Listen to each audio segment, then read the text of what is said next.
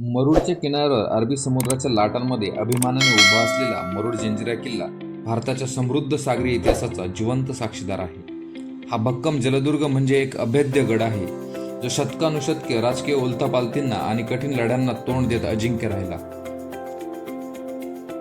निसर्ग सौंदर्य आणि स्थापत्यकलेचा अद्भुत संगम असलेला हा किल्ला एक अंडाकृती खडकावर उभा आहे। समुद्राच्या तडाख्याला तोंड देत त्याने आपली मजबूती टिकवून ठेवली आहे। अनेक वेळा विविध सत्तांनी हा किल्ला जिंकण्याचा प्रयत्न केला, पण प्रत्येक वेळी अयशस्वी ठरले।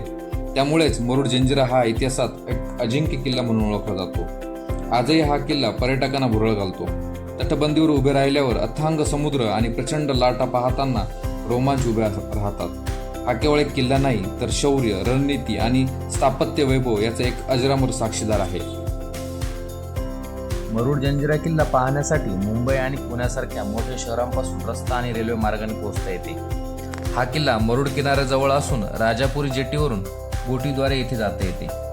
मुंबईपासून मुरुड सुमारे 165 किलोमीटर अंतरावर आहे, तर पुण्यापासून 180 किलोमीटर दूर आहे। मुंबईहून येण्यासाठी मुंबई गोवा महामार्ग वापरता येतो। पेन, पनवेल आणि रोहा मार्गे मुरुडला जाता येते। पुण्यावरून येताना ताम्हिणी घाट किंवा लोणावळा खोपोली मार्ग निवडता येतो। मुंबई, पुणे आणि अलिबाग येथून नियमित बस सेवा, खासगी टॅक्सी उपलब्ध आहेत। मुरुडमध्ये पोहोचल्यानंतर राजापुरी जेटीवरून अवघ्या 15 ते 20 मिनिटाच्या बोटीच्या प्रवासाने किल्ल्यावर पोहोचता येते। समुद्राच्या लाटांवर डुलत डुलत हा प्रवास रोमांचक आणि विस्मयकारक वाटतो। नमस्कार मंडळी, तुमचं स्वागत आहे एका नवीन व्हिडिओमध्ये। आता आपण आलो आहे जंजिराला।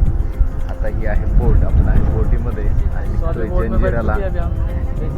चला तर मग आपण जंजिरा एक्सप्लोअर करू। राजापुरी गावातून प्रति व्यक्ती 100 रुपये तिकीट दर देऊन आपण बोटीने मुरुड जंजिरा किल्ल्यापर्यंत जाऊ शकतो। सकाळी 8:30 ते सायंकाळी 4 पर्यंत बोट सेवा चालू असते। मुरुड जंजिरा किल्ल्यात प्रवेश करण्यासाठी प्रति व्यक्ती 25 रुपये तिकीट दर आहे। हा किल्ला 45 ते 50 मिनिटात बघून परत बोटीमध्ये येऊन बसावे लागते। मुरुड जंजिरा हा किल्ला लष्करी कौशल्य आणि सौंदर्याचा अनोखा संगम आहे। 40 फूट उंच भक्कम तटबंदीने वेढलेल्या या जलदुर्गाच्या परिसरात इतिहासाच्या असंख्य खुणा आजही जिवंत आहेत। किल्ल्यात 26 तोफा मांडण्यासाठी असलेला बुर्ज अजूनही शाबूत आहेत। त्यातील कलाल बांगडी, चावरी, लांडा कासम या 3 प्रचंड तोफा त्याच्या जबरदस्त मारकक्षमतेसाठी प्रसिद्ध होत्या। राजापुरी गावच्या किनाऱ्याकडे असलेला मुख्य दरवाजा लपवण्यासाठी अचूक रणनीतीचा उत्कृष्ट नमुना आहे।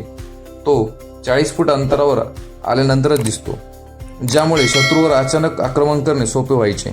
दरवाजाच्या दोन्ही बाजूंना कोरलेली वाघासारख्या क्रूर जनावरांची मूर्ती दिसते, जी आपल्या पंजात हत्ती पकडून आहे। या शिल्पकृतीतून किल्ल्याची ताकद आणि शत्रूवरील वर्चस्व दर्शविले जाते।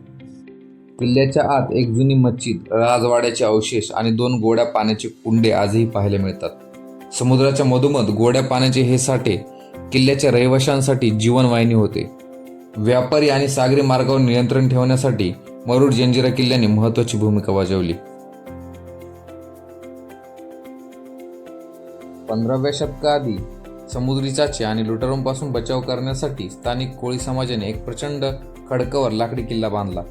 मात्र त्याच्या महत्त्वाची जाणीव अहमदनगरच्या मलिक अंबरला झाली। 1567 मध्ये त्यांनी हा लाकडी किल्ला भक्कम दगडी तटबंदीने बांधला।